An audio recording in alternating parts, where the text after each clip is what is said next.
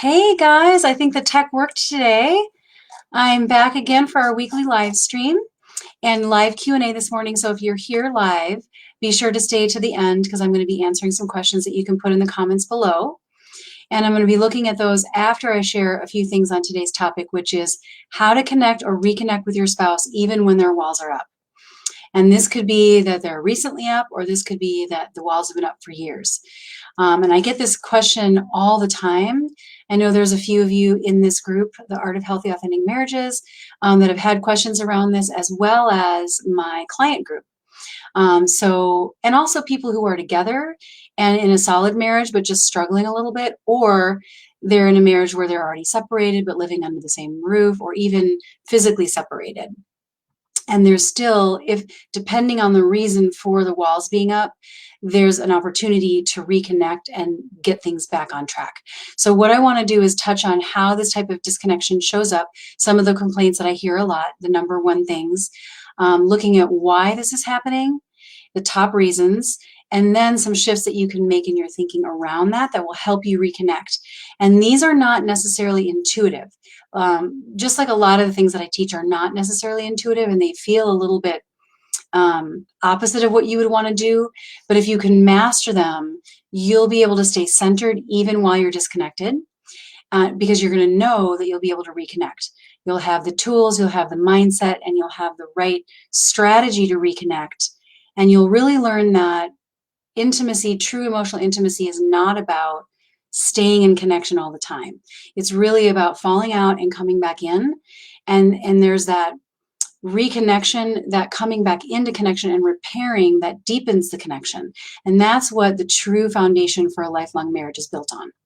So don't fret if you're feeling like you're not always in connection and those times of disconnection are highly distressing to you, because that in and of itself is not going to be the thing that's going to take you out. It's really your ability to come back in after disconnection. So that's what I want to talk about today and focus on. It's hard to think positively about this if you're in a situation where you are in a painful disconnection. It hurts a lot. There's a lot of uncertainty. But I really think that if you can shift your thinking a little bit about this, you're going to be golden. So let's look at what it looks like to be super disconnected. As you know, it can show up many different ways. Like some of you might feel like, my spouse isn't looking me in the eye anymore, or my spouse isn't being affectionate with me anymore. There's no intimacy, or intimacy feels really sort of perfunctory. There's limited responses. Maybe you're trying to initiate conversations and they're not really giving you much, giving you short answers. You live like roommates. And you might notice that you're making bids for connection that are just sort of falling flat, and you don't feel what you used to feel, or maybe you're afraid that they're not feeling what they used to feel in the beginning of the relationship. It also could be really overt, like they've told you, I need space. I'm not sure that I feel the same way anymore, and I'm not sure what this means, but I just need space. And you're still sharing the same household. That's really a really tough spot to be in. You'll be feeling really insecure or vulnerable in any situation that I've described. Actually, the insecurity can be there, the uncertainty, that vulnerability. And if there's any shame associated with a vulnerability or any trauma history, a lot of times there's a backlash to vulnerability where you might feel angry and you might want to lash out. You might want to start a fight with the other person just so you can connect with them, because at least fighting feels like more of a connection than no connection at all, even though that's not going to help, even though it might make things worse. And if you have a history of this type of thing, you know that you're only going to be perpetuating their narrative of you, a negative narrative of you. And if they're on the fence, and if you're uncertain about the future of your relationship, that's the worst thing you can do. But it's hard to stop doing that because you might have this conditioning that it's better than nothing. So you also might have the opposite effect where you shut back down, where you're like reactive to them. If they're not going to be open to me, then fine, I'm going to just shut down too. And it's a little bit of an FU, and your walls are up, and then you feel lonely after a while. And if they're really disconnected, that won't matter. It won't do the trick to turn them around. So then you're just both behind your walls, and then that is really sad, and people kind of start living their parallel lives. And Dr. John Gottman talks about that as one of the biggest precursors and predictors of divorce, is when you are just in a place of defeat, you're not even trying anymore, and you're just leading parallel lives. He calls it like one of the 4 horsemen of the apocalypse. So you also might be in a place where you're worrying that everything is lost and you're not sure how to move forward, and you're really confused. Like, what do? I want to fix this. I want to know what to do to put my best foot forward, but I don't know what that is. And that uncertainty can be really crippling. And like I said before, you could end up doing things that are going to make it worse. Like, fighting is one example, picking fights, but it could also just be that you're coming from a really needy place or seeking something from them that they just can't give. And then that makes their walls go up even more. So, and this is a big thing that I tell people who are struggling with this, where they're not sure, like, how do I get them to see what they fell in love with in the beginning? How do I get them to see me accurately? How do I get them to fall back in love? Or how do I get that connection back? They're looking for something from that person. And they figure once they get that, then they'll feel secure, they'll feel relaxed, and then they can bring their A game. Like, I can be the spouse they want me to be if I just had the certainty, if I just had their buy-in, if I just heard these words, and you look for something that you can't get from them. You have to get it from inside yourself. And we're going to get into that in just a minute. You have to sort of shift your way of thinking about this. But before we get into that, I want to talk about why walls go up in the first place. And there's a lot of different reasons, but they really fall under 3 main categories most often. So see if you can relate to one of these. The top one that I see, the number 1 reason for walls being up, is resentment. And this could be that there's been a lack of effective repair over the years, that maybe you've been able to reconnect historically after an argument, but nothing was ever resolved. And so you were just putting things under the rug, and those things have accumulated. And now your spouse is just really resentful. There's a buildup. They maybe don't feel heard. They figure it's not even there's no point in bringing something up. And there's something bothering them, but they figure there's no reason to even say something. I know exactly how it's going to go. And so I'm just going to keep it to myself. And they're hanging on to that resentment. That's lack of repair. That falls into that category. There's also trauma histories, and that could be from your relationship. There could be trauma in the relationship, betrayals, addiction, mental health stuff, or it could be in your spouse's history that's getting activated. Maybe they're going through something. Maybe they're going through therapy. Maybe this stuff's coming up, or they're grieving the death of a loved one, or something major is coming up. And they don't feel safe with you because of resentment, and so their walls are going up. And it might not be that they're mad at you for any one particular thing, but you've just not had a safe enough connection over the years that they are turning toward you during this time of distress. The lack of trust can also come from, like I mentioned, betrayals like infidelity. If your spouse is trying to get over infidelity, and let's say you've talked about it, ad nauseum, and you want to move on, and they're trying to turn the page, but they just can't, so they're keeping it to themselves. You might pick up on that, and the walls are still up. Or it doesn't have to be infidelity. It could be the kind of betrayal that just comes from not being available emotionally, or just really hearing your spouse. An emotional betrayal can be, minimizing hurt feelings, not being there for them when they need you. Like that whole idea of when we turn towards someone in distress and our spouse isn't there, that's the lack of emotional safety. And that feels like a betrayal. So it could be little micro betrayals that have been building up over time. So if you used to have a great connection and you really love each other, there's a reason why the walls are up. Okay, it's not, I don't believe in that just love just fades. Love just gets buried by a bunch of other crap if it was real love in the first place, right? So you really want to think about that. And we're going to get into that in a minute, and how you can turn your focus inward and gain some more clarity. But that's what sort of falls under resentment. And I see that most often, I would say like 80% of the time. The other reason the walls might be up is fear. And this could be fear of getting close and fear of losing control. And so this is for relationships where if there's a push-pull dynamic. So some spouses, they fear coming in close because maybe they've been feeling really vulnerable and they didn't feel safe doing that. So if they come closer to you and they're afraid that that will hurt, then they'll just keep their distance. Or if they are afraid that then you will pull away because they've come in closer.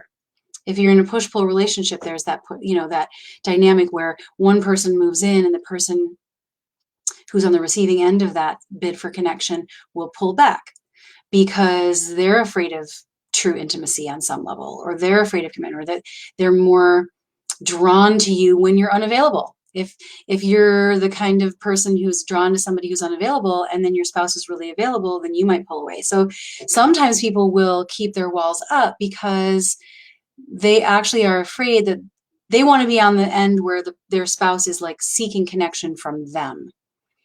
But they can't reciprocate, but they're wanting it. But they're afraid if I show up and I face this person squarely, they're going to pull away again, and then I'm going to be hurt again. So that fear piece is a really big part of it. And so you want to think about that. If you're dealing with a spouse who's got walls up, are you somebody who has been less available when your spouse is more available? And then the third reason that I see a lot is depression or apathy. So this could be like if your spouse is going through some kind of depression, that's where they're just not feeling anything, because you can't selectively numb emotion. Like, let's say your spouse is going through depression that's related to work or family stress, family of origin. Maybe it's a midlife thing, and I'm going to touch on that too.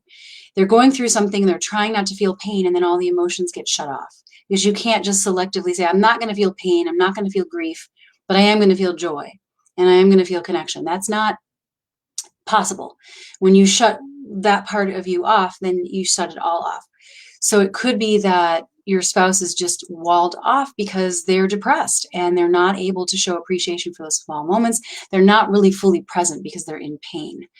When you think about being in physical pain, you can't be present, right? You're focused so much on your pain, you can't see, your focus gets so narrow, it's really hard to see the big picture and even see your spouse and like, wow, this person's really making an effort. I'm so grateful for that. This is, I love this person. It's hard to feel that when you're in pain. So you might want to think about that. And a lot of people are high functioning, depressed people, and this gets sort of overlooked because you don't have to be on the verge of suicide for this to impact you. You can still be functioning at your job and this could be impacting you. The other thing is that there could be apathy, just apathy from years of trying. They might have already decided that they're going to move on, or they're very ambivalent because of a midlife crisis. And this is where midlife crisis, and I'm not going to get into that here because that's a really specific thing. This is sort of the symptoms of depression in a midlife crisis are specific to a transitional period. And it's when you start noticing that your spouse is not themselves. They're remembering things differently than you remember them. They're remembering things differently than they remembered them just a few months ago. They're not themselves. They seem almost like they have a distorted lens on, and you can't get through to them when previously you used to be able to get through to them. It's outside of their character. That's what a midlife crisis is, and that's something I will be doing a live stream on that in the future. You can certainly look it up and Google it too. There's been a lot of blog articles on midlife crisis. But that's mainly it. So there's the depression and the apathy, the fear aspect, and resentment. So the number one principle that you want to keep in mind, and this is sort of an overarching principle that you can keep in mind for the things I'm going to be giving you specific mindset shifts that I believe in wholeheartedly, which is that if you support somebody's defenses, they are more likely to come down than if you try to tear them down or break through.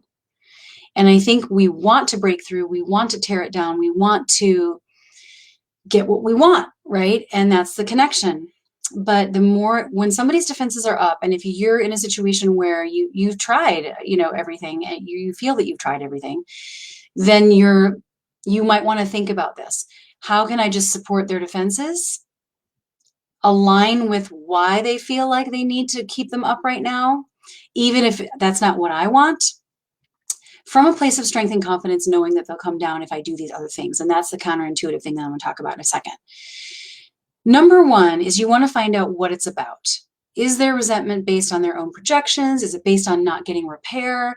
If, as I was going through these reasons, if something resonated with you, like, yes, I know that this is about resentment. Yes, I know that this is about recovering from trust issues, or I think that my spouse might be depressed. That gives you some guidance to start with, right? But if you really just don't know, and it's getting passed off as something that just doesn't ring true for you, you want to try to find out and get some clarity. And you want to ask them, and really have an open conversation. Is it something they're dealing with that doesn't have anything to do with you?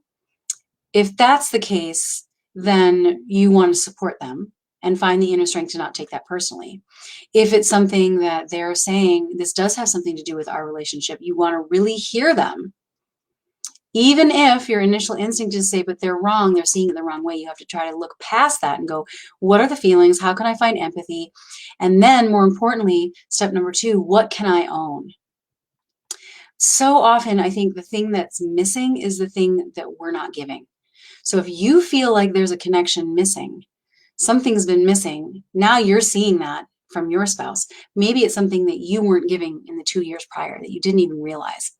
And a lot of people get confused about why it's happening. The walls have been slowly built over time, and they didn't even realize the part they were playing. Or maybe they minimized that they were playing this part in building the wall. And now they're like, oh my gosh, there's this wall here that wasn't here before. You want to think about, well, what have I done to contribute to this? And it's not just on them. Like, this is a dynamic, especially if you've been together for like 15, 20 years. Are you in alignment with the connection that you want from your spouse? Is that something that you have been consistently giving?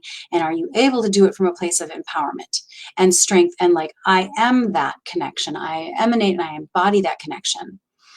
What can you own and do differently? That's the first thing you have to look at.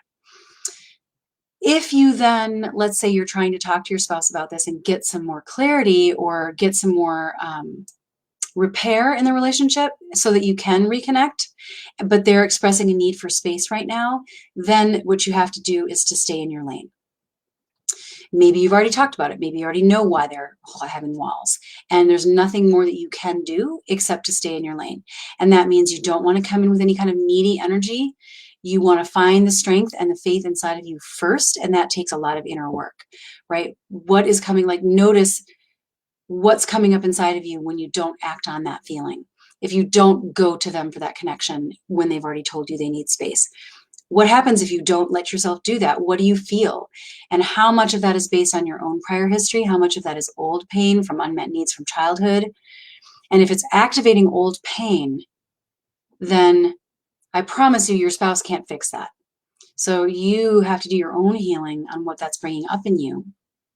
And there might be a big part of, it might be that that's the source of why the walls are up in the first place. So be willing to look inward and not blame them, right? Because a lot of times I hear people talking like, and I've been here too, so there's no judgment, but there's this sense of, I need my spouse to give this to me. They have this thing that they're not giving me. They're withholding love from me. They're withholding connection from me, and it's cruel. How can they do this to me?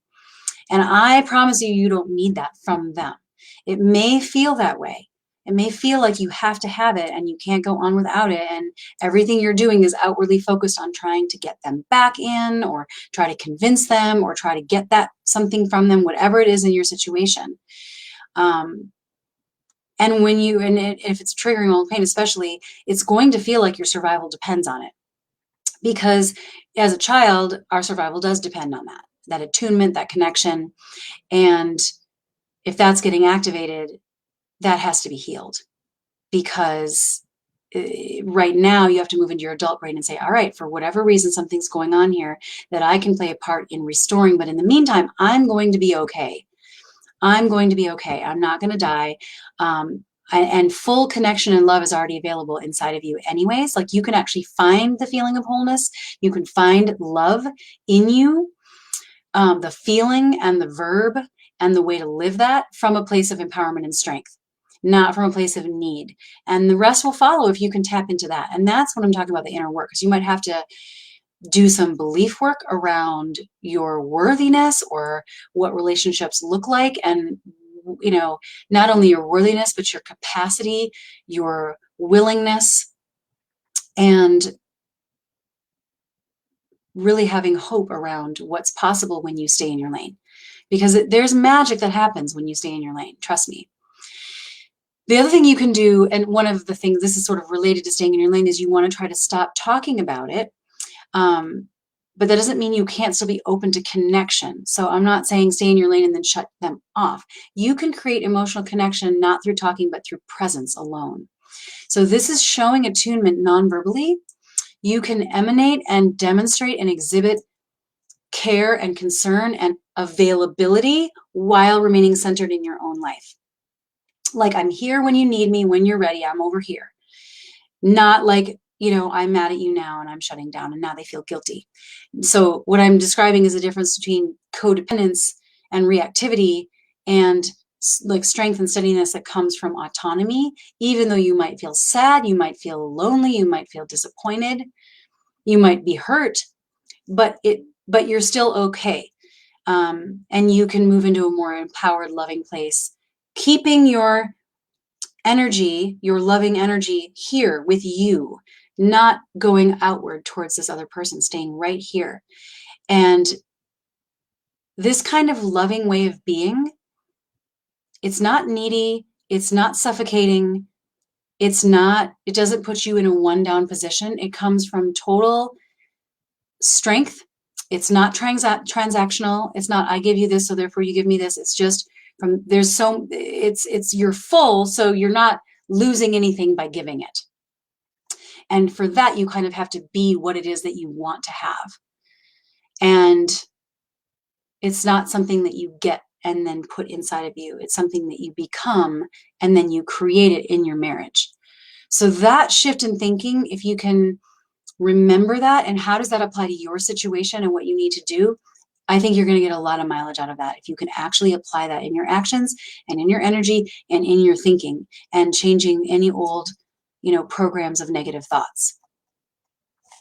And then the last thing I want to say is you do not expect instant results for this. And my clients will tell you I'm constantly talking about planting seeds. Like planting seeds, just focus on your input, hold your vision, assume the best, and just allow things to come as they're going to come. It's not a linear process.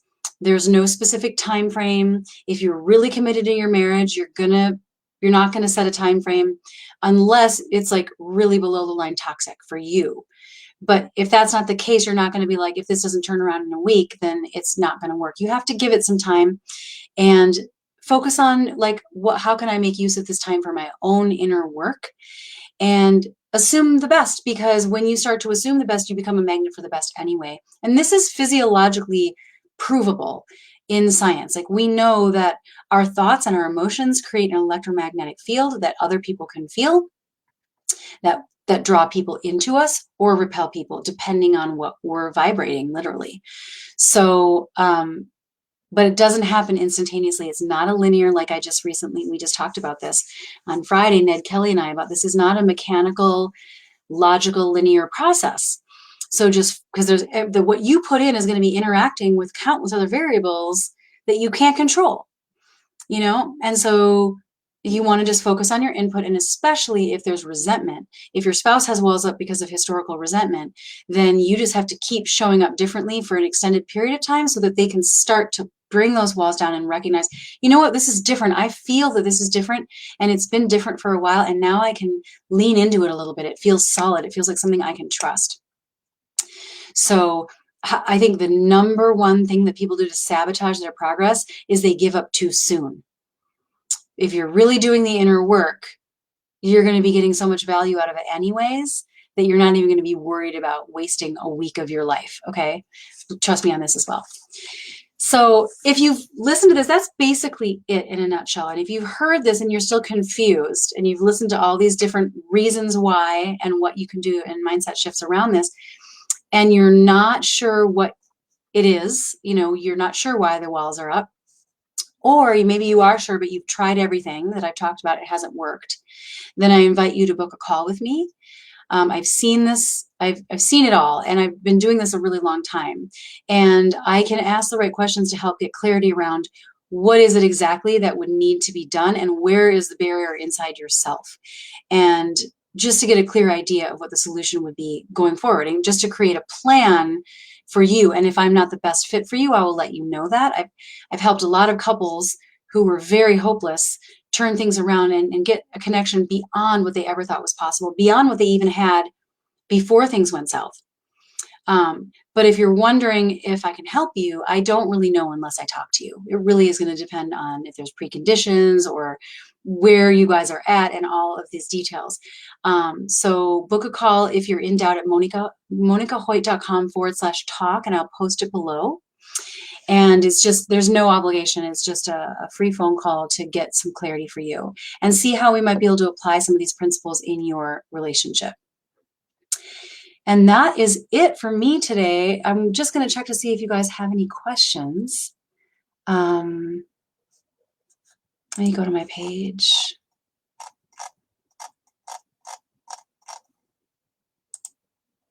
And if you guys do not have questions live, I will be going through my post later on. Jennifer, you're so welcome. I love doing these. Hi, Kristen. Hi, Susan. So good to see you guys. But I got no questions. So if you do watch this later and you're not watching it live and you have questions, please put them in the comments below. And I promise you that I will answer them.